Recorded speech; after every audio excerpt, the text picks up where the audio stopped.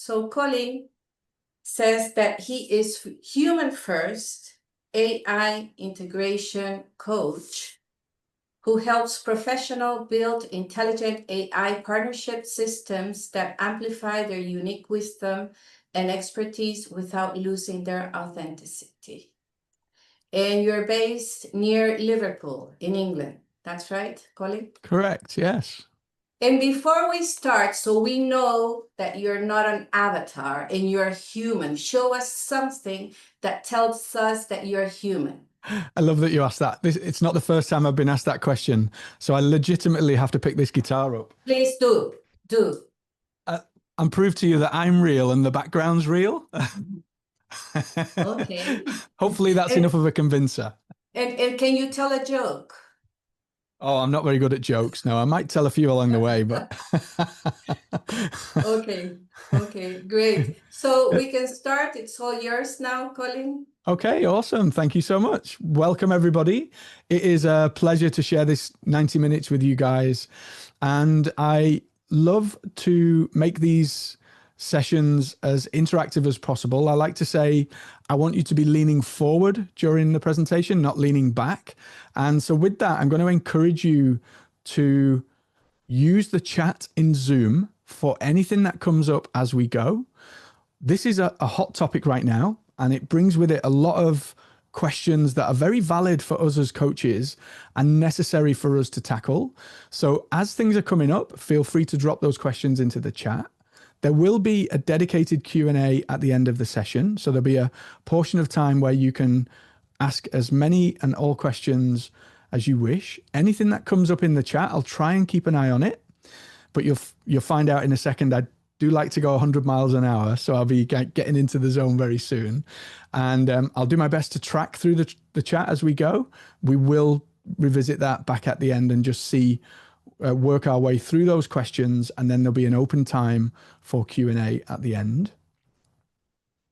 I am going to give you, at the end of the presentation, I'm going to give you guys a gift, which is a handout that contains all of the prompts that I've created to show you guys how AI can support the ICF core competencies. So you guys are going to get that at the end of the presentation today, and that'll be a handout, a gift from me to you. So keep those questions coming in the chat as we go through.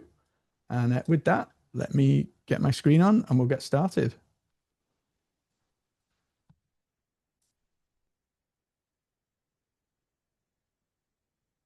Okay.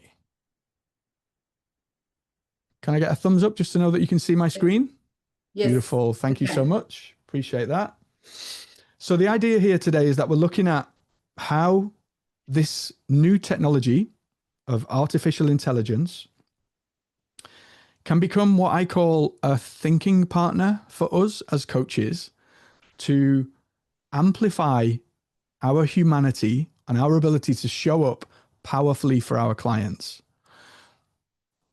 You'll note in none of that sentence did I use the word how AI can write your emails, make 1 million LinkedIn posts in 30 seconds and, you know, help you to create this, that, and the other, because that isn't the amplification of you. The amplification of you is your ability to show up fully and presently for your clients. That's what we're focusing on with AI today. So before we get started, I'd love to know, where are you with AI right now? So pick a number, and if none of those numbers apply, tell me in your own words where you're at with AI. But if you are just curious, pop a number 1 into the chat. If you're already using AI quite a lot and you're looking for those more advanced insights, pop a number 4 into the chat and just type whichever number resonates with you into the chat for me so I can get a handle on where you guys are right now. So I can see we've got a couple of 4s, 2 to 3, a 3, a 2.5. I love that one, Kristen. Jing is a 4. We've got a 2, 3, 4, 3. This is interesting. So, we've got Amanda's a 1. Great. Look, and there's no judgment here. There's no right or wrong place for you to be. There's going to be a lot in this presentation today. A lot. I've deliberately and intentionally packed it full with a lot of valuable information. You will want to go and check the replay. You'll want to just have a look at some of the stuff in more detail. So please don't feel like you're falling behind or you can't keep up, because I do go fast when we get into the thick of things. You're in exactly the right place at exactly the right time, and everything is exactly as it's meant to be. You're going to have the recording, you're going to have the handout, and you're going to be able to walk through these steps at your pace. So remember, today is about our presence as a coach. Let's not forget that as we go through this presentation. So I'll be encouraging us just to take little mindful breaths to bring us back to this moment and to stay present with this information as we work our way through it together. Thank you for sharing where you're at right now with AI. So the idea here is that through all of this journey now, you coach first, and we leverage this technology to support you in presence, in awareness, and in communication, your ability to do these three things. Before I tell you about me and we get on with the journey, let me just show you something real quick.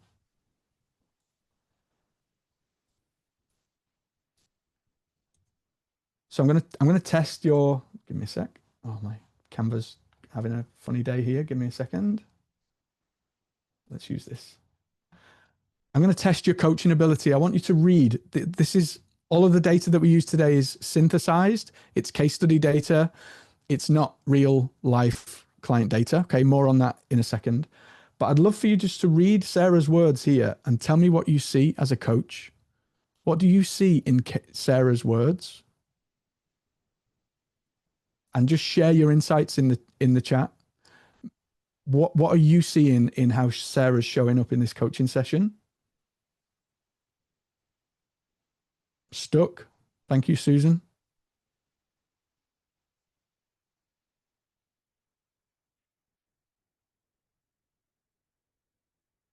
Testing your coaching skills now. Perfectionist. Yeah, that was the first thing I seen. Kristen, overwhelmed. Yeah, overwhelmed is a big one. Not confident, self-doubt, imposter syndrome. Beautiful, Rosario. Torn, sabotage. Yeah. We're seeing these things. And when we're in conversation with clients, we feel these things, we see these things, and we get a sense for them. Let me show you this. So you guys are going to be able to do this with the stuff that I'm sharing with you today. So what I've done is I've just put one of the prompts that I'm going to share with you in the pack, and I've pasted Sarah's words in here. Watch this.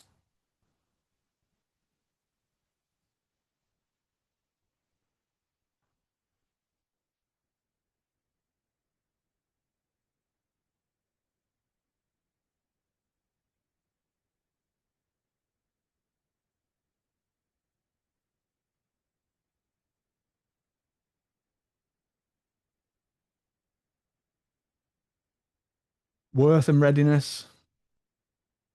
Competence equals movement. Volume equals diligence. Depth equals validity. Breaking down some of the belief systems that might be present in Sarah's words and the language that she uses. This is a genius of AI. We'll get into the technical element of that shortly, of how it matches patterns and it matches emotional resonance to words that people use. So we can use that legitimately as a superpower for us as coaches to understand where our clients are, where they give away agency, the more I couldn't in good conscience sell. So what's the stuff behind this? What are the meanings and emotions behind the words?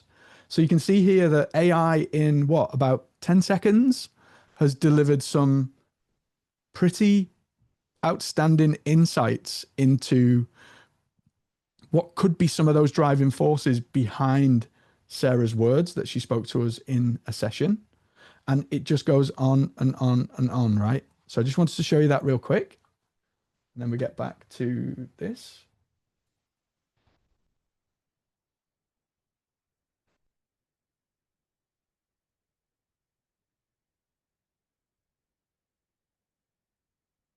I'll see if Canva wants to play.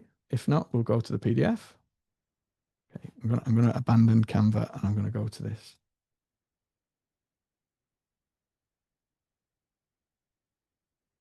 Okay, so you can see some insights there in how when we leverage AI to use what it does best, which is matching patterns, it can It can unveil some quite interesting insights into what's going on beyond the words that people share with us.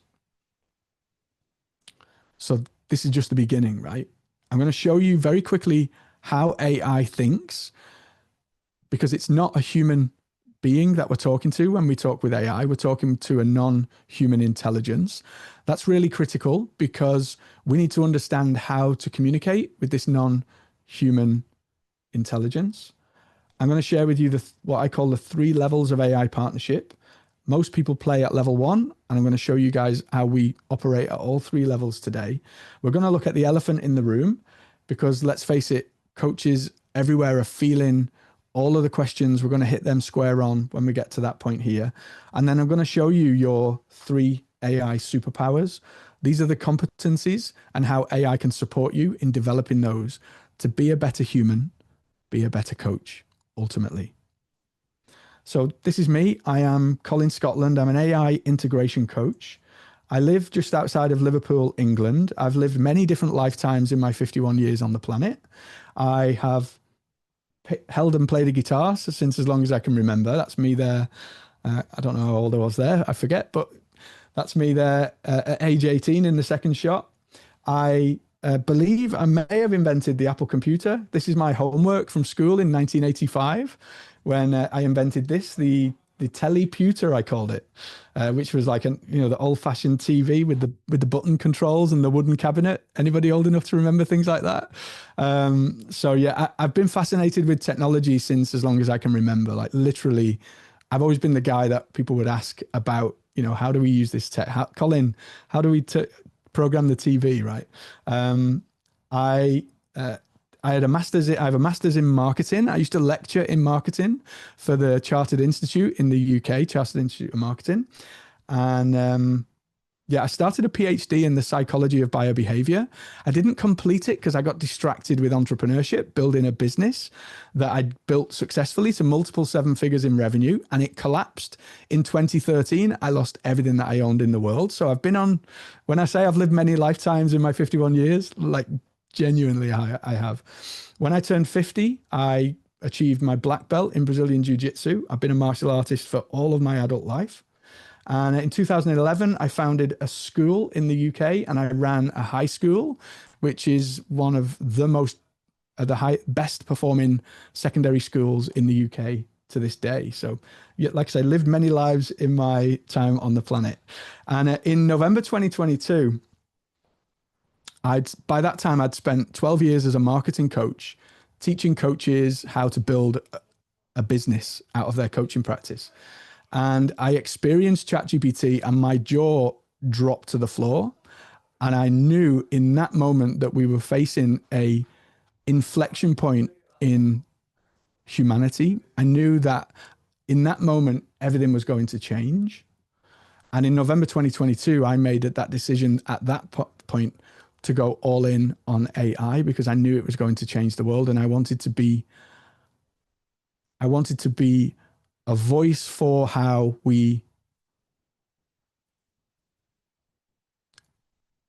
my vision, my purpose, awaken truth, elevate humanity.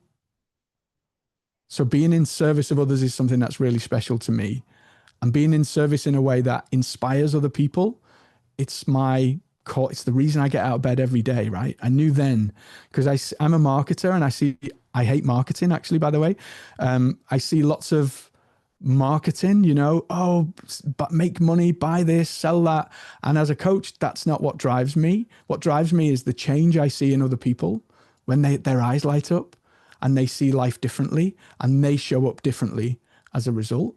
So that was the thing that drew me into this world of AI and teaching and empowering others to basically leverage this tech for that purpose of elevating humanity. Because this work isn't about you being a better coach. It's about you being a better coach so you can show up in service of those people that need to hear your message. They need to hear and be exposed to that transformation that only you can bring. So AI isn't new.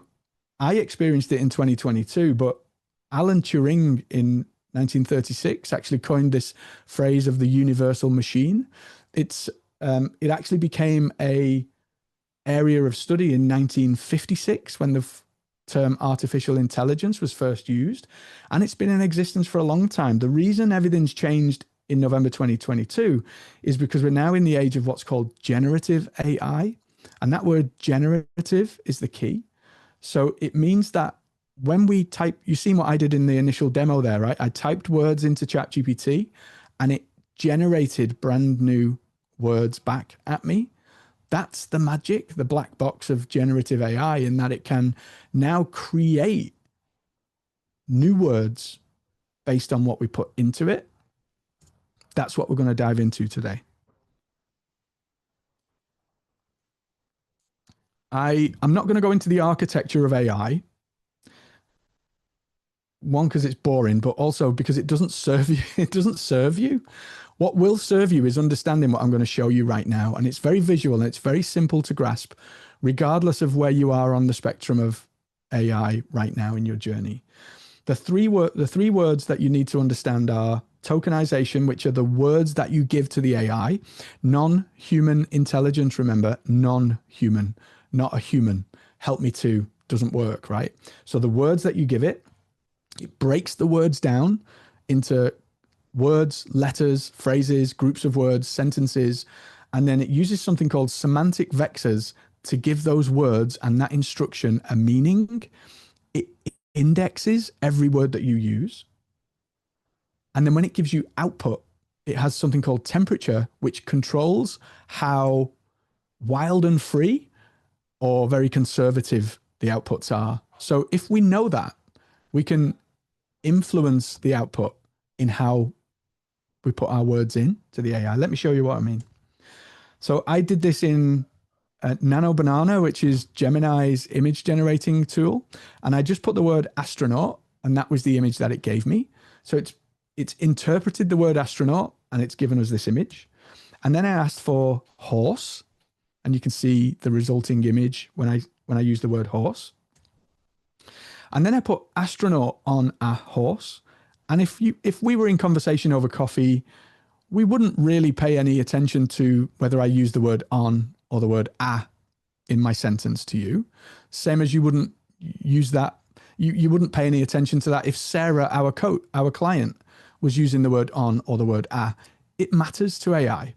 So I changed the word on to the word and you see the difference? That one indistinguishable change to us makes all of the difference to this non-human intelligence of how it interprets our instruction. This is huge. Genuinely, this is huge. If you only grasp this, your interactions with AI will change forever. So then I asked it to create an astronaut horse, and I got rid of the word and the word a, and I just put astronaut and horse together. So who'd have thought that those tiny words could make such a difference? But they genuinely do. Every single word that you use is indexed. Remember, semantic vectors. It's broken down. Remember, tokenization. And then it's fed back to you. It's mirrored back to you using the temperature control and what it thinks you expect. So your ability to be specific, to give context, always give context. Otherwise, AI is just guessing what it thinks you want to see, and it's mirroring back its best guess, which most of the time is wrong. And never accept the first outputs from AI. So I run a lot of these workshops and experiences around AI, and I've lost track of the amount of people. I'll give a little prompt and an exercise. People will go running the prompt, and like we'll have a timer. 5 minutes will go by, and we'll come back, and it'll be like, okay, where did you get to? Like, tell me your journey, and they'll just have one output from AI. And it'll be like Moses coming down from the mountain with the tablet of stone. You know, they're like lights shining. Oh, like Colin, what you mean? I don't have to just accept this single output from AI. I can say, do better, try again, not like this, like that, right? And people don't realize that this is a generative AI. So no matter how many times we ask it, it will always generate new results and new text. So it becomes infinite in possibility when we are able to iterate. And because it's a master of pattern recognition, it's important that we give it patterns and we give it our clear expectation of what we're looking for. Okay. So, like I said, any questions that come up, anything that's alive in you as I'm sharing this stuff, feel free to share it in the chat. I'll try and keep an eye on it as we go, and we will have a dedicated Colin, time would you for like me to questions. read some comments or you want to continue? Feel free. I'm happy to. Yeah, if Or there's anything in there. Shakti said, love that point. Makes me wonder why we don't hear those details words. And I'm thinking it may be because we already processed the understanding before or without the input fully. Maybe. And most people aren't necessarily aware of the fact that obviously we're aware we're talking to a machine, but we mistakenly, because it sounds like a human, we mistakenly interact with it as though it's a human.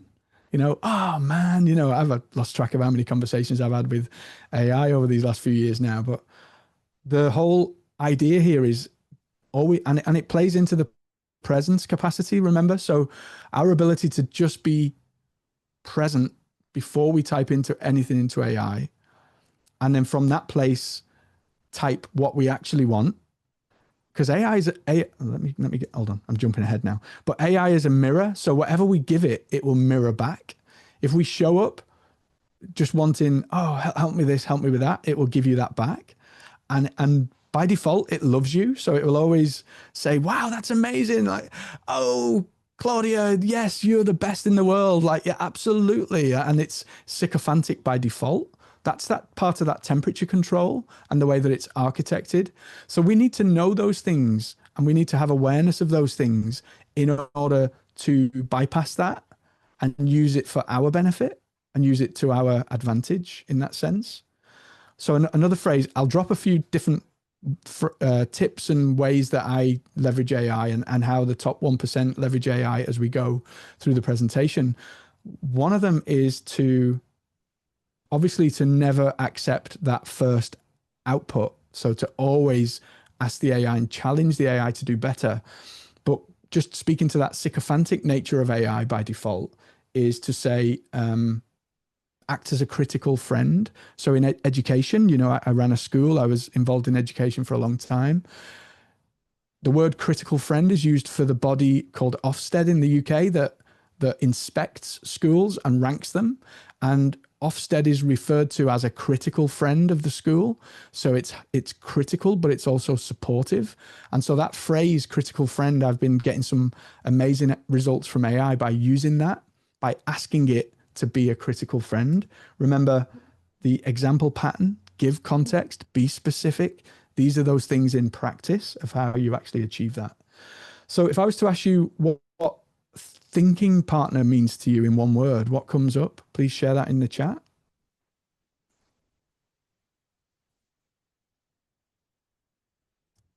Shakti says collaborator. Oh yeah, just to what you've said there. Sorry, I'm dreadful with names, so please forgive me if I pronounce everybody's name incorrectly on this call. Dr. Liesel, is that right? Apologies if not. I think we tend to assume that words, phrases, sentences mean the same to us as to the next person, and not even that is always true. 100%. 100%. And that's compounded with AI because the word, if I say to you, hey, I've got this big idea, and I change the word big for enormous, massive, gigantic, huge, like to us, those words are kind of interchangeable.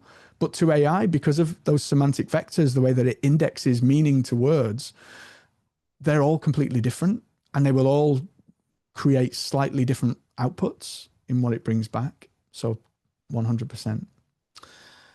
We have collaborators, supporters, someone who will give me new ideas. Yeah. Thinking partner helps one to be more effective, someone who understands and challenges my thoughts, walks with me, something to bounce ideas off of. Clarity, someone that would support with criticism that helps to develop my thinking. Awesome stuff. It's hard to do in one word, isn't it? Yes. It's hard to do in one word. So what I want to just encourage you to think about here as we start this journey together of how AI can support us as coaches is to look at the way that we ask.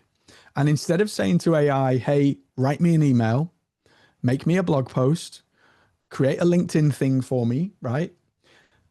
The idea is that you are collaborating with this non-human intelligence in the way that you've all just described beautifully in the chat. We're actually using it as you'll hear me use the phrase co-intelligence a lot and thinking partner, because that's legitimately what this technology is right now.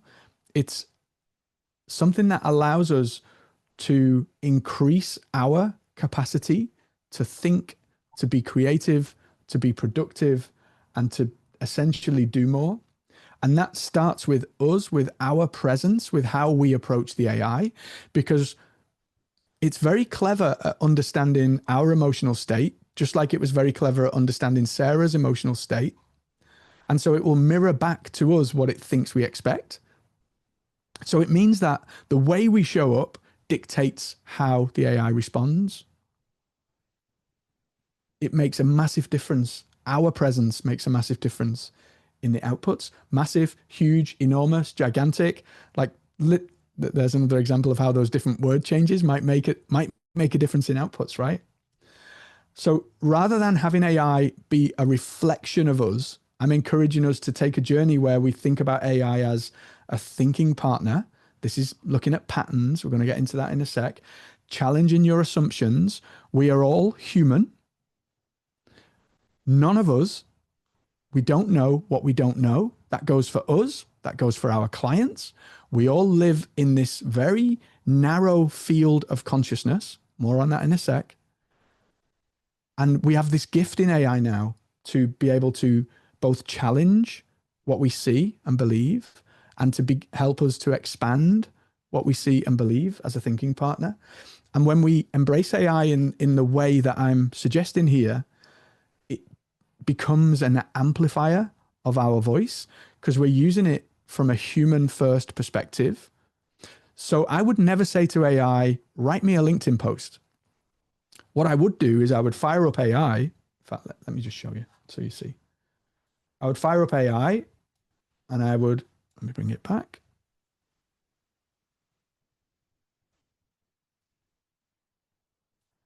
And I would think, this is another tip, think into the AI. So thinking into the AI is, let me show you on mine, is 3.2 times faster than typing. I've saved 12 hours of time since I've started using this thinking tool to think into AI. It's just a dictation app. You can do it in ChatGPT by pressing the microphone icon, but I legitimately would think into AI like this. I would like to share how AI can truly amplify a human,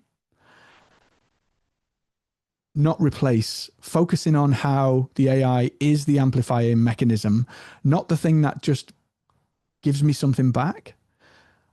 Before we start thinking about how this might frame into content, what would a world-class LinkedIn post structure look like for something like this? This is something called a human AI sandwich. So I've thought my thoughts into AI, and I've asked AI, this is another of the tips that I'm dropping through the whole session for you. Ask AI to define world-class. So never ask AI to do something, always ask it to define world-class first.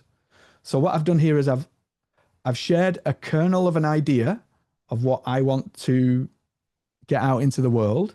This is my idea, not AI's. And then I've asked AI to define what world-class looks like.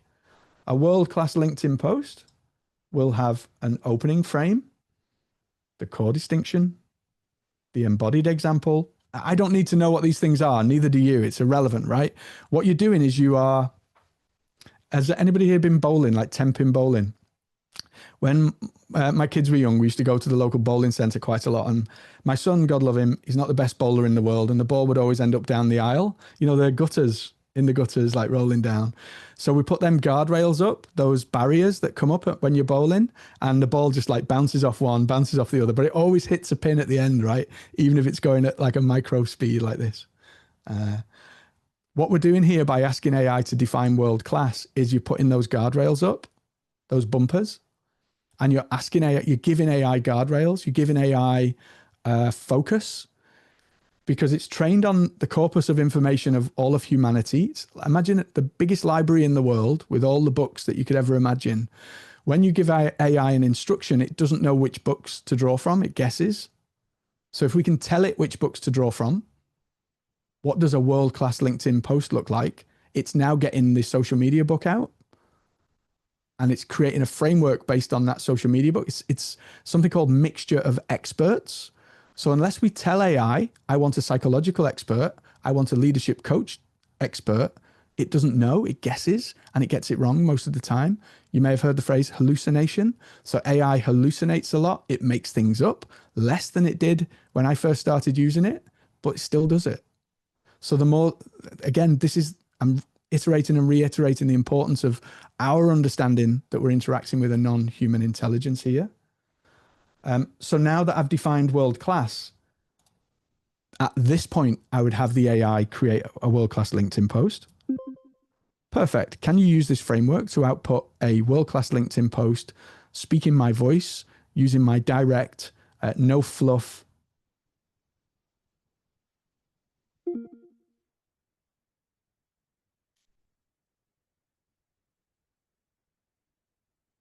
So now we've human input, AI edits, and now the human finishes the post, right? So if none of this sounds like me, none of this gets posted, none of this goes out into the world. It's only the so I'm always in the driving seat. AI helps me think bigger, helps me think wider, see things I might not have seen before, and then the human has the final edit into what that final output could look like. So that human AI sandwich, that's something just to keep in mind, because that's really, really powerful in driving this. Okay. Can I ask you a question, Colin? Of course you You can. mentioned the hallucination, Yes. that it can start making up things. How can you, it's just about checking what it gives you, or is there something that or you can prompt and say, put a word of truth there, or is there a... So you always have to keep reminding AI. So remember the client with the tablet, like tablet of stone, like Moses coming down with AI's Yes, yes, iteration. yes. So this is the reason that we always iterate and refine. And one of the things that you can do is you can ask AI to self-reference. You can ask it to confirm the validity and to check. So you should always have a feedback loop with anything that you're doing, because we don't know if what it's sharing is actually accurate. So it's always important. This is why our presence interacting with AI is critical, because we have to have a loop and a mechanism to be able to verify what it's sharing. Did that answer the question? Yes, so it's like having that relationship with AI and checking in. Correct. Asking it to check. Okay. Perform a self-reference check on this data. Is it accurate? And this is where context is helpful, because if you only give AI a very limited amount of context, it doesn't know which book in the library you might need, so it'll go and guess, and that's where hallucinations can creep in. If we give it a ton of context, then it's less likely to hallucinate, because it's remember, it's a mirror, so it's basing its responses on the context that we've given it. So the hallucination will reduce the more context we give to AI. Does that make sense? Wonderful. Thank you. Shakti has her hand up. Shakti, Yeah, do you this want to is unmute and ask your question? yeah, it's a follow-up to that response and question. I guess what I'm even more concerned about is so asking for the verification and the references, but where do the references become unreliable because AI is kind of using in potentially information that I don't know if it actually is a proper reference, because it could be over time, I'm imagining building up and building up of more input and more input that is potentially also not reliable.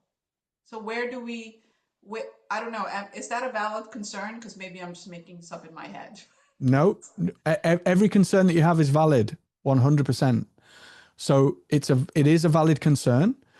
And this is why I make no apology about being human first in my approach. I don't just go sharing like prompt techniques and tips and things like that, because that won't serve anybody.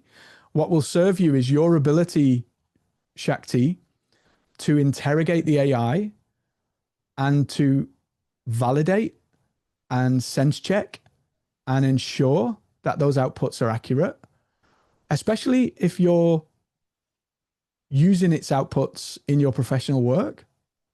It's paramount that that output is accurate and reliable. So having a reference check is not a nice to have, it's an essential one to have. And this is where context can play an important part. So one of the things that I like to do with AI is to have it do something called deep research. I'll put my hand up there, look. Colin, can I ask a question? So where I have it do deep research, and the deep research that AI brings back, I will actually use that deep research as context for the conversation that I have that follows. So if I ask AI to create something, it by default will reference that context. So I can track back and say, well, that came from this website, from that website. Let me show you an example. You can still see my screen, right? Yes.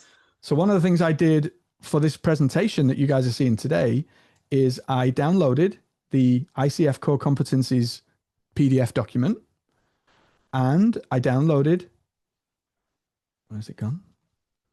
I downloaded the ICF AI Coaching Framework and Standards document that was released very recently. I don't know if you guys are familiar with this. And I uploaded both of those documents into my AI. And I first had a conversation with AI to make sure that I, as a human, understand what it means to build awareness, what it means to build presence, what it means to communicate better as a coach. Because I'm a coach. I've been coaching for many, many years. I started as a sports coach in martial arts. I used to teach newly qualified black belts how to coach kids on the mat in jiu-jitsu. And then I transitioned and I moved into I was a lecturer in marketing and then a marketing coach. But I'm human. I don't know that I don't know. I'm not as clever as you guys. Like genuinely, I'm not, everybody should always be learning and always have that curious nature. So bottom line is I used that context. Remember, everything is context, to interrogate AI and level up my understanding of the core competencies. And then with that leveled up understanding, I then began to think about how I might put together an experience for you guys to begin to explore AI in this different way. But at every stage, it's checking back. So if it says you can use AI to do this, Colin, then I need to know where that use AI to do this has come from. And I need to be able to go back to the ICF document and be able to verify it. So that's the process. You can apply that process to anything that you're doing with AI. Did that answer your question, Shakti? It did, yes. Thank you. Awesome stuff. Keep them coming. Wonderful. Colin, there's a concern of Dr. Laisel that Yep. says, I'm concerned about feeding my voice or image into AI. Am I being unnecessarily cautious? No, you're not. Thank you for the question. So with AI, you'll see in a slide in a second, there are some non-negotiables that we would always make sure that we ethics, privacy, transparency. These aren't things that we're going to explicitly cover in today's conversation, but they are paramount and they are non-negotiables that should be the precursor to every interaction with AI. So you're right to be concerned, and it's good. So what I would encourage you to use that concern energy around is due diligence. I can never say that phrase without messing it up. Due diligence. You do your due diligence and check the privacy settings of the AI that you're using, of how that AI is using your data, and how that data is treated, because there are many AIs out there. I'm showing you ChatGPT today as one of the AIs. I use Claude, Anthropic's Claude, quite a lot. In fact, I use Claude more than I use ChatGPT. But then you've got Gemini, you've got Grok, you've got so many of them. It's on us, remember the human first, to do that due diligence and make sure that the AI is using our data appropriately and that we're intentional about what we put in. So with that in mind, once you've checked that, we can, and you're comfortable with that, then we can give AI a level of context, a level of how we speak, because we know that the AI isn't training itself on our data. That's the key part, that we exclude what we're doing with AI out of the training data. And remember, AI is your friend, so you can ask questions right now. You can also ask these questions into AI itself for anything that we don't get around to covering in today's session. So just a reminder here, because I absolutely love this quote by Galileo, that we can't teach people anything. We can only help them discover it within themselves. And that to me just perfectly encapsulates what we're trying to do with AI as coaches, how we're trying to leverage this tool to be more human, to be more present, and allow that growth and that transformation to happen with our clients. So just very quickly, some unspoken concerns. I call them the elephant in the room, right? The things that we're all thinking or saying, but don't necessarily give voice to. So will AI replace me as a coach? What I'm saying is AI will never replace the human connection. AI will replace the mundane, the admin, there was a robot announced last week that's going to be released in 2026 that can basically be a housemaid in your home. It can fold laundry, it can clean up, it can serve drinks and food, and it can tidy up and do all of that stuff. And it costs 40 cents an hour. So these things by the end of next year are likely to be starting to take place, to take roles in warehousing, in organizations, in different scenarios. The beautiful thing about coaching is it's a very human experience. So whilst we can leverage AI in part, the way that I see this landscape changing is that we can leverage AI in part to be more human, to do more of the human connection, the thing that makes us uniquely special, that intuition, that connection, that presence. So rather than it making us less authentic, it can have the opposite effect if we use it in the way that I'm suggesting here today. And, the idea here is that, yes, people can just put things into ChatGPT and get answers, and they do, and they will. But they can't get that transformation and that emotional connection and that resonance that only comes. I'm in this room with you guys now, and I feel every one of you. Like, I feel you. You can't replace that. That's human. That can never be replaced by a machine. So what I'm encouraging you to do is explore AI in a way that allows us to do more of this being present, more of this being with each other. That is my vision for how AI is going to shape the future. That's why I genuinely was sharing my Colin with you, like to be the voice for that, not the voice for, let's just get rid of all of these workers and close it all down and let the robots do it. So you've seen with the human AI sandwich that if you edit through presence and from your place of truth, the outputs are completely different. If you just say, write me a LinkedIn post and post it on LinkedIn, that's not you. That's not your voice. That's not authentic. So never do that. But if you start with your truth, that's what's mirrored back from you. And the word I hear the most is overwhelming. I'm aware that I talk at 100 miles an hour and I share like concept after concept after concept. And because of something called cognitive overload, it can be overwhelming. AI is overwhelming by its very nature. So this is, again, I love that we're talking and teaching about presence today, because that ability to take a conscious breath and become grounded and then move forward one step at a time is the key. When we approach it in the way that we're talking about, it legitimately becomes a rocket ship to the moon. So you can ask AI to write a LinkedIn post. You can also ask it to help you change the world. And it can be both of those things in the same conversation. That's the magic and the beauty of this technology that is at our fingertips right now. It can help us to build a rocket ship to the moon. So just a word on those non-negotiables. This is paramount before any and all interactions with AI. So I've only put one slide on because that's not the content of our talk today, but always be transparent. There's that document I shared, that PDF, you can read that because that gives you guidelines from the ICF directly. Always be transparent. The first thing that Claudia and Tanya said to me today on this call was, Colin, are you okay if we record this call? So having that practice, that transparency, that upfront contractual understanding between you and your clients is paramount. You would never, ever put client data, transcripts of calls into an AI without that, without express permission, without the express understanding of what it's going to be used for, how it's going to be used, and the client gives you that express consent. So again, just touching on that lightly now, that's something for you to do your due diligence on as you move forward with these things that I'm suggesting here. And with that, always being sensitive and mindful of what data you put in.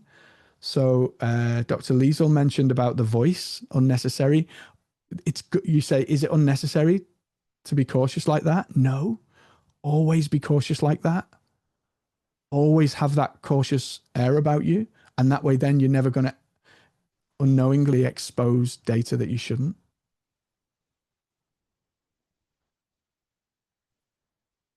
So when you do this, when you approach AI with this co-intelligence approach, it becomes a superpower, like honestly, a superpower.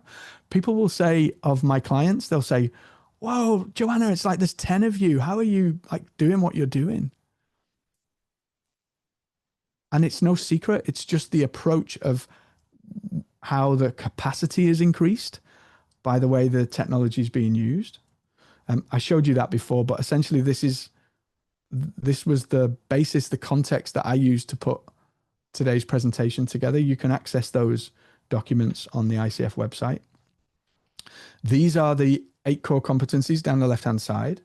And you can see I've circled the 3 that we're focusing on in today's prompts: how we maintain presence, how we listen more actively, and how we increase our awareness as coaches.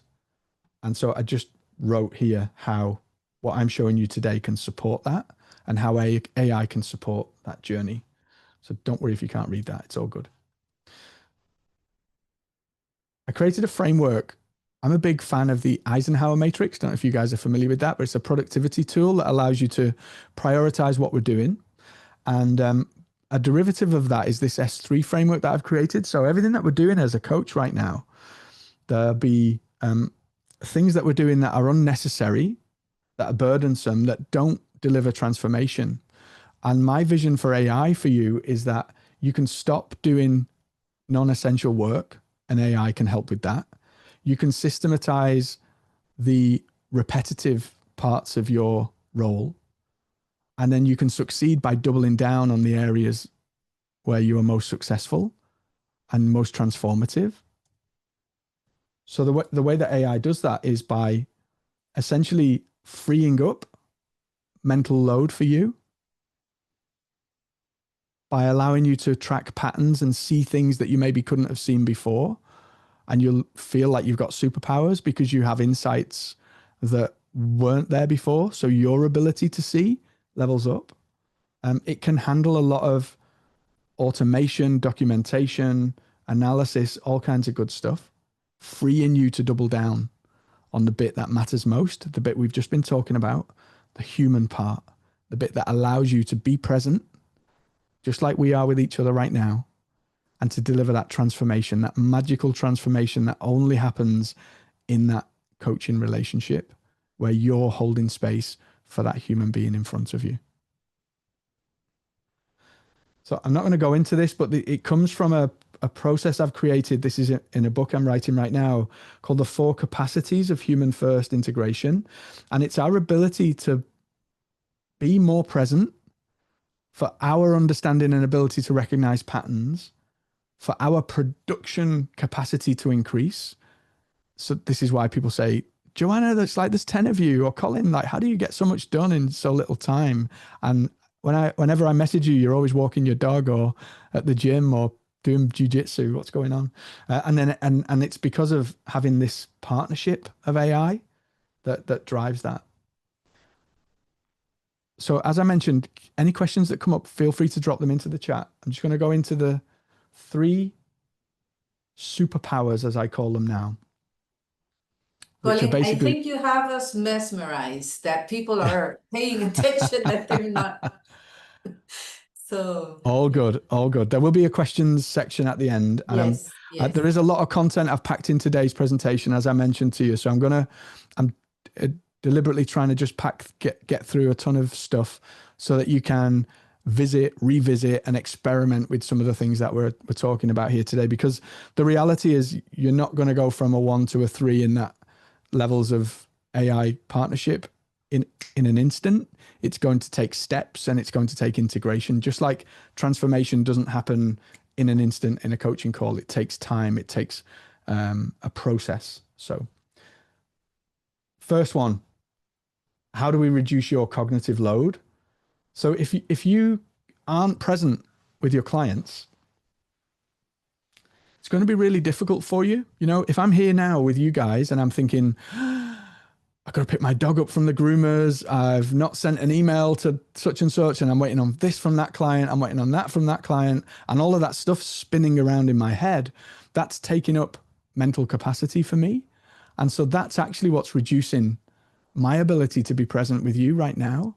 So the same for you in your coaching practice.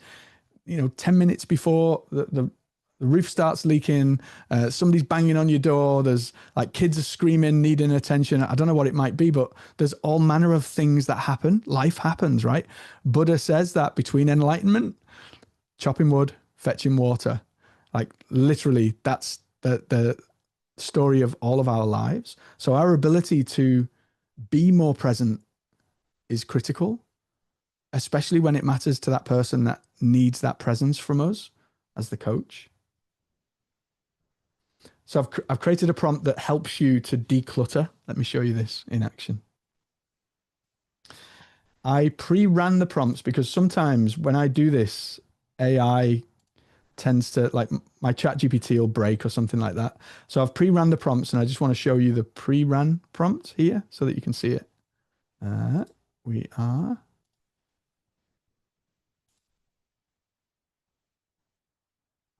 cognitive clearing. Okay.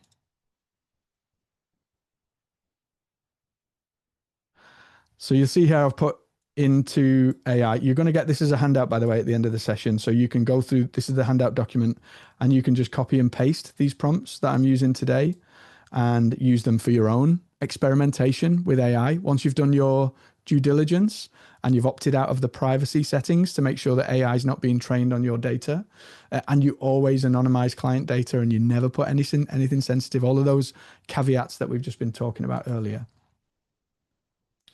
And here I just asked, I've got a session in 15 minutes with Sarah. There she is back again. Not a real person, by the way. And here's everything in my head right now. I'm processing an intense session I had with Marcus this morning. I need to respond to a client. My daughter's school called. She's sick. I haven't invoiced 3 clients. The workshop I'm delivering next week isn't ready yet. Like, oh no, if I live in that energy, there's no way on earth I'm going to be present for my client, right? So what this prompt does is it allows you to run a routine and a ritual pre-session to get you grounded. I do something anyway, regardless of AI, called the conscious breath. So before every session, I will literally just close my eyes, straighten my back, and bring myself into this moment and allow whatever's going on in my life at this moment in time to go away. I did it just before our session right now. And then from that place, then I'll hit join. AI can support you in building these habits, these rituals, these processes. So you can see here, it's encouraging me to take a slow breath, empty the noise. I'll deal with Marcus later. I'll ring my daughter's school in 60 minutes or whatever, however long this session's going to. This is made up, by the way. I'm just showing you for illustrative purposes. My daughter's 29, so the school will likely not be calling me today. Recenter your state, What does Sarah need most from me right now? What do I need to bring? If your energy is low, let calm be your edge. You don't need to energize her, just hold the space. That bit's beautiful. That's a reminder of that Galileo quote, that Sarah's transformation isn't reliant on how busy our lives are, nor is it reliant on what we say and do. It's reliant on how we hold the space for Sarah to transform. That's what it means by the core competency of presence. It's your ability to be here right now, in this moment, with that person that's in front of you. So this is just following through a little process, reestablish your stance. I'm here to see what's true from compassion. Micro prep for the session. I like this. This was good. Last time we met, notice where she's feeling, where she's thinking versus feeling. And then I'm here. I'm ready. This is where I am needed. That's enough. Literally, that makes the hair stand up the back of my neck, because it kind of mirrors a process that I would use naturally anyway with clients. And I would just take a moment to be centered and grounded before any session would start. And so what we're looking for here, you'll notice none of this is write me a LinkedIn. I show you writing a LinkedIn post because it's what people minds default to, right? But none of this is about that. This is all about how we use this technology, this non-human intelligence, as a thinking partner for us to be better, for us to think bigger, and for us to be more present right now, in this moment. None of this is about going down rabbit holes of AI prompting and this, that, and the other. It's just about how do we use this tool so we can be better.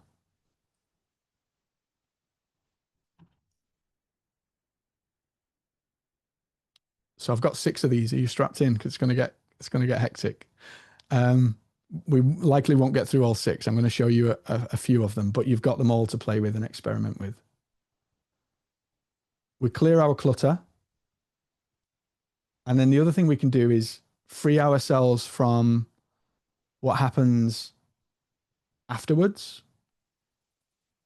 So how many times, I mean, I've had lots of times where clients have broke down, they've been in tears, their world is falling apart, and all of this stuff comes out in the moment, in the call. And I'm very present. And in my mind, I'm thinking, shit, I need to write this. Like, I need to catch this. I can't let this go. And there's stuff that I'm struggling to retain presence because I'm thinking about not being able to write these things down. So in my coaching practice, I use a tool called Fathom. And Fathom is a note-taking app that will sit inside of the Zoom call, and it will transcribe the call. I've done my due diligence on it. I have in my contract, clients know up front, they know how it's used, they know who sees it. And what Fathom will do is it will transcribe the call, and it will create a summary of Sarah said this, Colin said this, Sarah agreed to do that. And it will summarize the call at the end, and it will help us to create some level of synthesis. And then directly after the call, I'm old fashioned, right? I remember those TVs with the wooden cabinets and the buttons on them. So I take this thing out, this Moleskine notebook, and I will write these things down. The things that are alive for me after that session. And what I will do actually is I'll take a photograph of that, and then I'll use that photograph in my project for that client in AI. And AI has something called OCR, optical character recognition. So if I take a picture of my chicken scratching handwriting, it translates it into text for me, and I can make sense of it, and I can use it as context for my thinking and help that I give to that client. So this prompt kind of does it's a little bit more than what we're doing here, but this prompt does a little bit of that by helping you to just get clean on that brain or voice dump. So you've seen me before using this app called VoiceInk to think into the AI. I'll often do that as well. So I have a project for my clients. I work with AI, so they expect me to use AI in my process, right? It may be a little bit more sensitive depending on your area of coaching. And in that project, I'll voice dump my thoughts so they live inside of a central place that AI has context. Leo asks, what percentage one of your... question. There's somebody asking, what percentage of your clients agree to use the session synthesis tool? So for me, I may be different because I'm coaching people on AI. So people expect, we use AI in our sessions, right? So people expect a use of the tool. For me, 100% of people say, yes, I'm happy for you to use that in my particular circumstance. However, there will be moments. So I mentioned moments when clients break down and things are like difficult. There will be moments when we say, hold on, I'm going to take the note taker out of the room right now. I'm going to remove Fathom from this conversation, and then we'll bring it back in when we're finished. That's sometimes at the request of a client. And it's also sometimes I'll initiate that and I'll say, hold on a sec. Let me just pause the recorder here, because I feel like, it's not relevant nor necessary for us to have the AI be party to this conversation.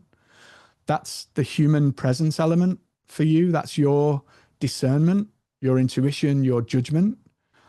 And of course, it's always guided by the upfront transparency. So the client's very clear on what's going on, what's happening, where that data's going.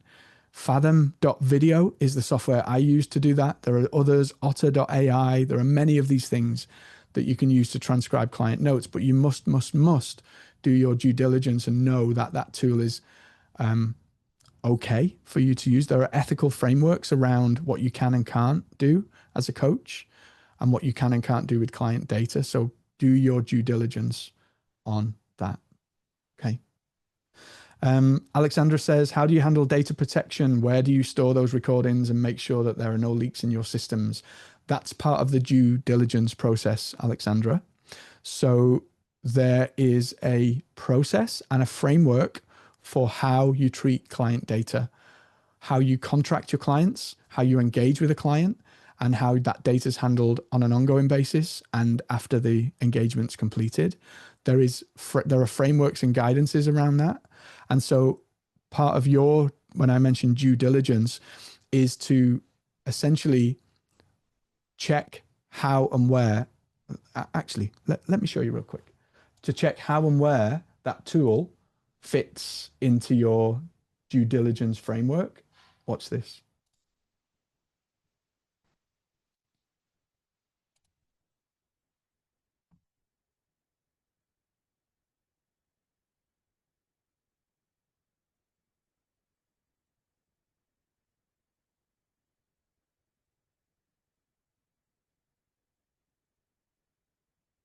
So this is something called a custom GPT that I've created that allows you to assess, using those frameworks, the ethical use or not of a particular tool. So before I use anything, me personally, I run it through this GPT, and it basically researches the tool. This is Fathom that I talked about to you. It will share the ethical risk and evaluation. And these are the framework. This is based on those frameworks that I was sharing with you: confidentiality, data privacy, informed consent, and transparency. So it goes through a whole due diligence process, and then it will give me an overall risk rating and verdict, red flags and concerns, and then it will tell me how I go about using it. So this is part of that process and framework. It's outside of scope of what we're talking about today, but because it came up, I just wanted to show you that's what due diligence looks like. It's a process that is documented, and it's part of your contractual engagement with your clients, so that everybody is in the loop and everybody is upfront about how, where, and what AI tools, technology. It doesn't just go for AI. It goes for any, I use Notion, goes for Notion, goes for Zoom. If you're meeting clients online, it goes for all of those areas that you're using technology. This process should be applied. So see, this gives you like an implementation checklist. So that's how I do it. That process, you can research that process using AI as your friend, right? But do you store recordings? Recordings are stored, for me, they're stored in Fathom's cloud. So that has a secure, I've done my due diligence on Fathom. Those recordings are stored by Fathom, and the client's aware of that. Nobody has access to that Fathom. It's secure on a secure layer. Only me and the client get access. At the end of a session, the client gets an email that says, hey, here's the summary, all of that stuff I told you, the key talking points, the key takeaways, the action points that we all agreed to. and they press a button and it takes them to Fathom, and they can watch the recording back and they can look at the transcript and they can interrogate it with AI as well. What did Colin say about X? And Fathom will interrogate that recording for them. So all the recordings live there and they can actually use it actively. It's been honestly a godsend for me. We talk about freeing up our administrative time, because in the moment, like catching everything. Oh, what did I say I would do? What did you say you would do? What did Alexandra say she would do in that session?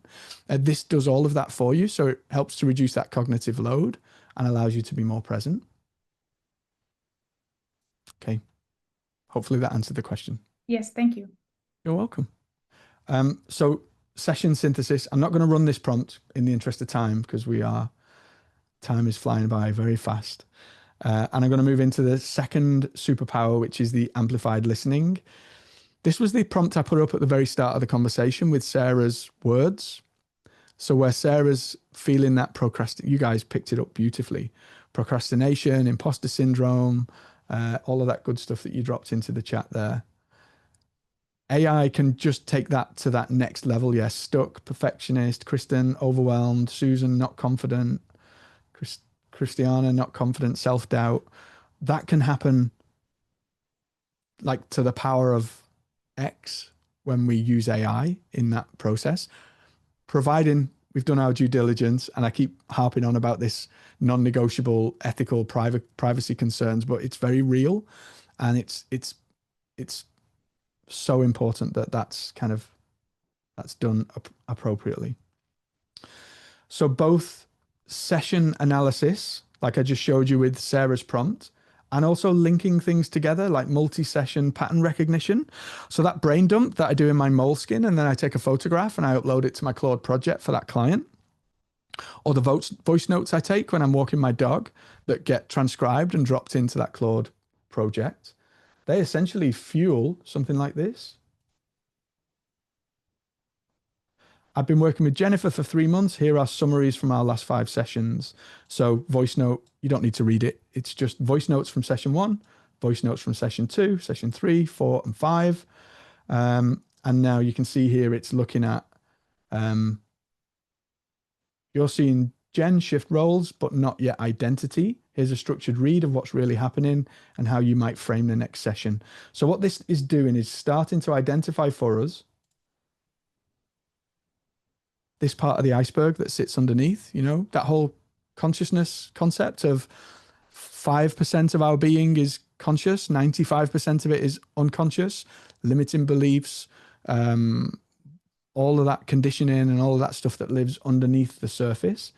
The idea of this prompt is it helps you to see some of those patterns and things that happen with and for your clients. So a lot of this stuff won't be new to you, but there will be stuff that you go, oh, I never thought of that. It's like having another head help you be a better coach.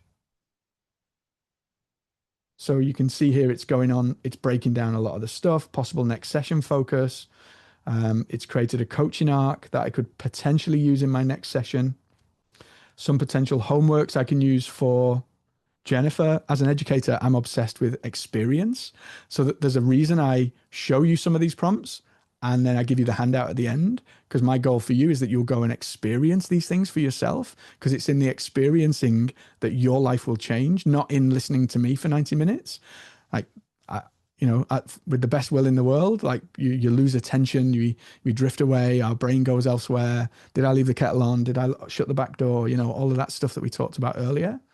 So how can we create an experience for our clients, I guess, is my point with this. And this is where this prompt can be so powerful in doing just that.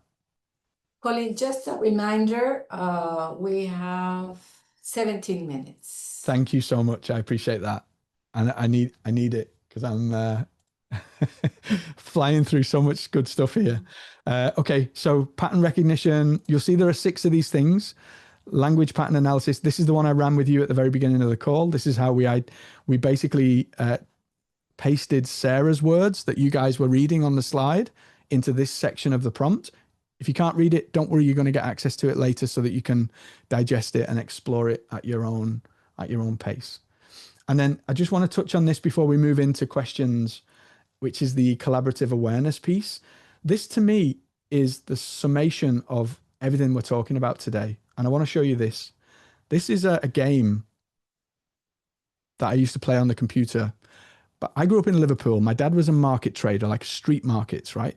And we didn't have a lot of money. My dad used to have to work long hours, and he was a grumpy get, right? He would never play with me. He would never go playing football or soccer, as you guys call it. When I was a young man on my own right, and I had and my daughter was born, this game came out, and we used to play this game, and we bonded over this game. It was like really special. It's called Age of Empires. And what happens is you build this village and you send these little villagers off, like cutting down trees, farming animals, and you build your little village, you grow an army. And then what you do is you go off exploring into the dark areas of the map. And those dark areas of the map, we don't know what's there. We could open up those dark areas, take a villager off into this dark area, and they get attacked and get killed. Equally, we open up that dark area and we see gold that we can mine, we can chop down some more trees, and we can start to expand and grow our world. What happens with AI is this is our consciousness. What we see here is what we see and what we're conscious of. What's in that dark area is that area that is not yet part of our consciousness.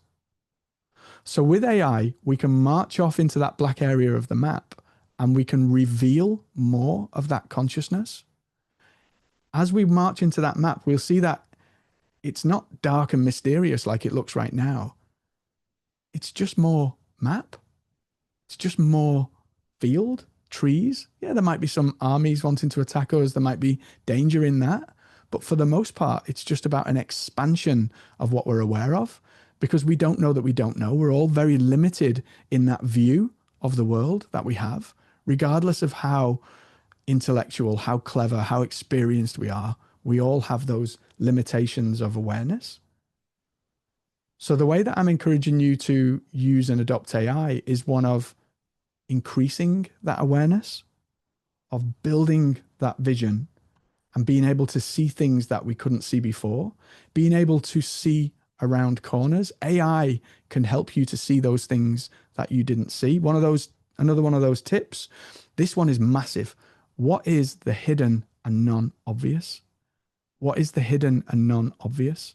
So asking AI that question when you're in a conversation can be massively powerful, because now it veers off into those dark areas of the map, and it'll start to say, Colin, you've not thought about this. Have you considered that?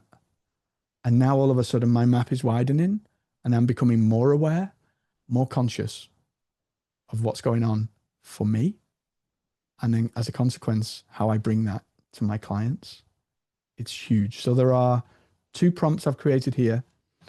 I'm not going to run it because we're not going to have time. We're going to let you guys experiment with this in the document that I'm going to share with you shortly.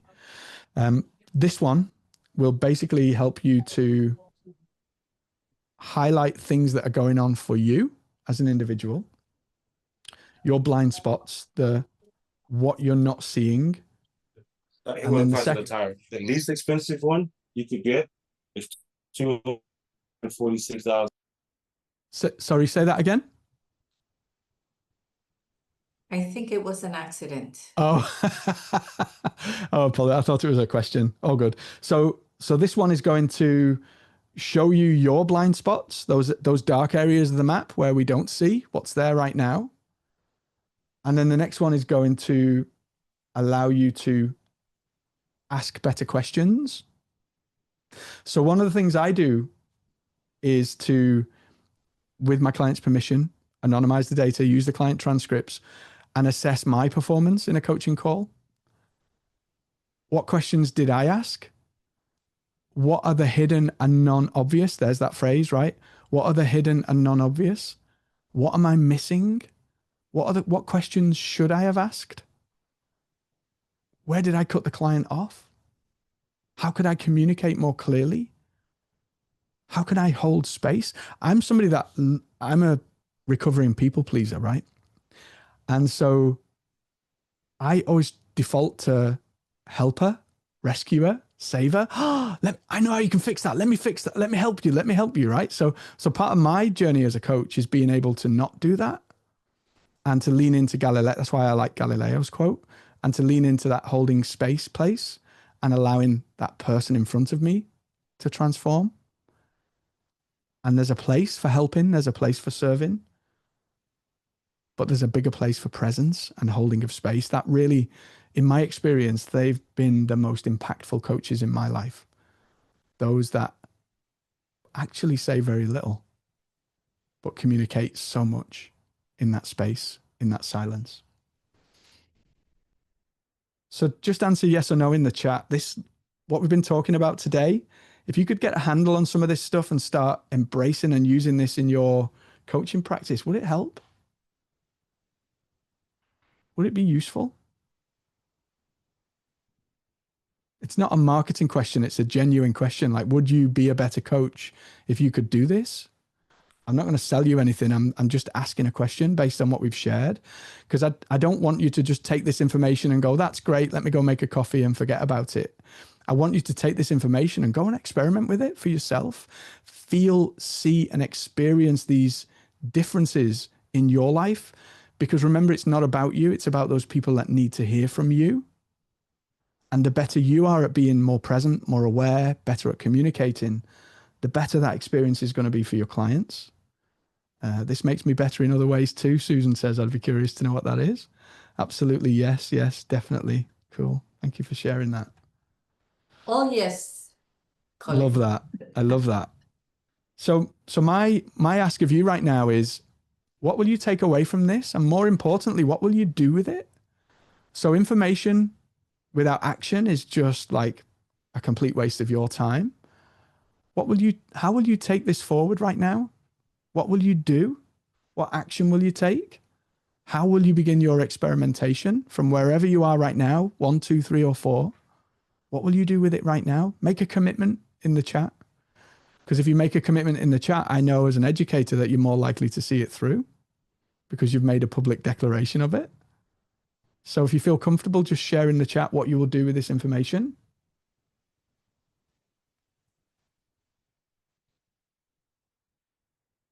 Yeah, which superpower, what action, what light bulb, what aha, add ICF ethics to my coaching contracts. Beautiful. Kim, maybe a conversation with AI, upload the ethics framework, and then have a conversation with AI about what a world-class framework looks like for me as a X-type coach, and then begin, that journey of exploration of what that ethics framework could look like. Love that. Always ask preliminary questions. Beautiful. That makes my heart sing to hear that. Feel more educated, more intentional, less fearful. Oh, beautiful. Love that. Dive in, connect to my hurdles, see where I can work through them. So one of my favorite quotes of all time is Marcus Aurelius: the impediment to action advances action. The obstacle, therefore, is the way. This is why, Shakti, when you were asking that question and you're going, is this okay? Am I okay asking this? Am I right to think these things? Of course you are. Like, where you are is exactly where you're meant to be. And that feeling of anxiety or fear or curiosity, whatever it is exactly what's meant to be showing up for you in your experience. So love that. Thank you for sharing. Clifton Strengths. Using Clifton Strengths, Susan, with AI is phenomenal. Like literally, it will change your world of interactions because it will get you at a level that you just never seen before. It's like crazy good. Yeah, awesome. Colin, Okay, so I put all my assessments, the ones I've had, I put like 5 assessments. yeah. And I was in shock. All the blind spots it gave me.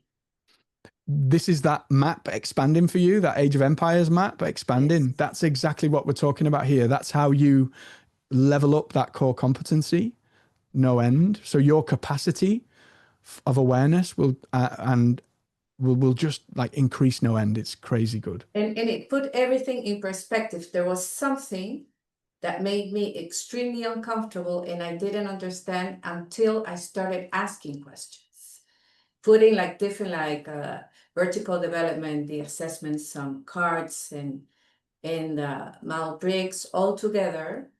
And I asked, with everything you know, plus all this, tell me what are my blind spots? And that Love was that. mind blowing. Yeah, yeah. So you're already an AI expert. I love that. Not really. I'm not cautious enough according to my daughters, so I have to be more careful with Yeah, something. Yeah. definitely. So what you're seeing on the screen there is a QR code to download the document that I've shared with you, this Google document where you can make a copy. If you go into Google, you can click File, make a copy, and then you can create your own copy of this document if you wish. You're welcome to share it amongst your peers and friends and stuff. Would appreciate an attribution if you share it, but you're welcome to use and share it absolutely freely. Could you And put that up again? yeah, QR code. the QR code. Yeah, let me get that for you. There you go. Thank you. You're welcome. Is it possible to put a link in the chat? Great. Yeah, I love your thinking. I'm going to do that right now. Thank you, Shakti. So I'm going to put a direct link to the Google Doc in the chat. I believe when the recording comes out, you're going to get a link to this Google Doc as well, so you can access it. It's not going anywhere, but feel free to make a copy of it if you wish, so that you've got your own version. You're going to see in that document, you're going to see the 6 prompts. You're going to see some instructions from me about how to use the prompts, just reiterating some of what we've talked about today. And then you're going to see all the demo data that I used at the bottom. That demo data is useful because you can see how I would use the prompt, rather than just, you'll see hard brackets where you fill your own information in, but you can see some actual examples from what we've talked about today that you can use to hopefully give you a head start in that all important experimentation phase for you. Okay. I'm going to stop there and ask if you guys have any questions. Well, let's take a conscious breath together just to bring us back and just get grounded, and all of that information, all of that overwhelm, you're not behind, you're exactly where you're meant to be. Let's just take that long, deep breath together. And I'm here for the next 6-7 minutes if you guys have questions. Hey, Colin, I had a quick question on if you want to be found directly, where would it be? Question 1 and 2. Sorry, I lied. It's a second question. How does music play a role in your world as a coach? Or does it? I love that. Thank you for asking. So I need to add that to my opening slide, don't I? Where I've got me as a kid and all of that. So I was a worship leader in my church for 10 years. I was in a band in my younger days. I used to sing and play guitar in a band. And it's still, like martial arts, it's still a very important part of who I am as a human being. It doesn't play a role directly in my coaching relationship, but it underpins how I show up as a coach, and as a consequence, the tools that I use with my clients. So I'm a very spiritual guy. So I'm personally very big on meditation and that whole guided practice of experience. So it plays a big part, I guess, is the short answer. And if you want to connect with me, then you can do so at my website, which is colinscotland.com. Let me bring it onto the thing. On the document, you'll see a link. The document I've shared with you, there's a couple of links to my website there. And then down at the bottom, there's a link to my website. So you can find out more about me. Feel free to connect with me on LinkedIn. I'm pretty active on there. I post quite a lot of content on YouTube, sharing this wisdom, getting this word out. So feel free to connect with me wherever feels appropriate. Okay. Do you have any questions in the chat? Feel free to use the raise hand function as well if you wanted to unmute and ask a live question. Let's see what we've got in here.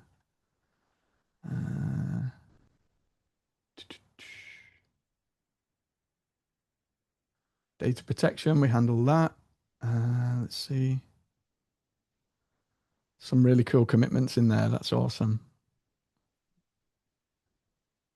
Oh, Kristen's going to develop agents for different types of coaching. I like that. Interesting.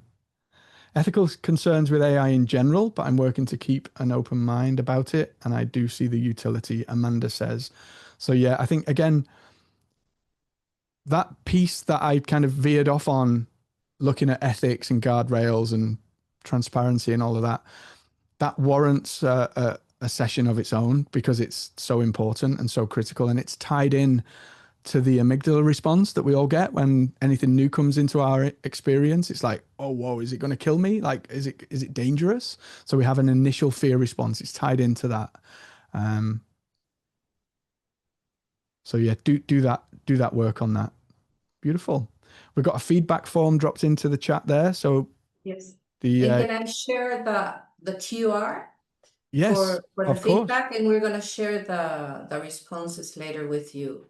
Perfect. Yeah, and we've got a couple of minutes. If anybody has any burning Yes. questions, anything that you want to share from that's come up for you in today's session, now is your time. Feel free. Don't be shy. No question is wrong. Guaranteed, whatever question you ask, it'll be somebody else will be thinking it. Like, honestly. Yeah. So Can you see the QR there? let's see. Let me stop share. Can people see the? Oh yeah, there we go. We can see the QR. Okay, could you respond that? And meanwhile, we're gonna have Sophia Casey at midday with pilot twist, turning coaching into clients. And then the last session today at 5:30 with Nancy Hochschild in the inner work of coaching. So with that, we're going to be closing the Core Competencies Summit. So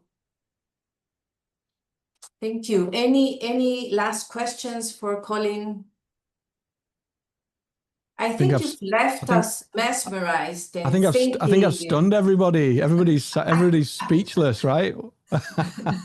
I think we'll need to bring you back, Colin. It's been wonderful. Thank you. Thank you We so are much. legitimately scratching the surface, and my hope for you is that you just lean into some of those exercises. I've given you a very basic, simple step-by-step to explore. Do that due diligence, and then explore for yourself. Have that experience. Have that light bulb moment of that map expanding, and your world will never be the same again. Honestly, you'd be like me back in November 22 when I was like slapping my forehead like that, realizing that the world was never going to be the same. So I wish you every success, and I just wish all the best for you. Thank you for sharing this space. Colin, you have a very happy participant. My daughter is here. She's an aspiring coach, and she's so happy you said I have to be careful. So she gets, thank you very Good much. stuff. So Good stuff. thank you, everybody. Thanks, Thank you everyone. so Have a lovely much. rest of your Thank you, day. Enjoy Colin. the rest of the Bye. summit. Take care. Thanks, ICF. Bye. Bye. We'll have to invite you again, Colin. Awesome. That was fun. Thank you so much. Yeah, you've been very generous. So thank you. You're welcome. And we're gonna share all your information, and I'm sure that people will contact you. Perfect. Thank you. So Have a it's lovely. been a pleasure. We'll stay in touch, Colin, and we'll make sure that you come back and visit us. Wonderful. Thank you so And much. maybe even for the summit in person. I don't know. Yeah. Let's see. Yeah. Let's chat. sometime. That sounds like fun. Okay. All right. Thank you very much. Thanks. Take care. Bye now.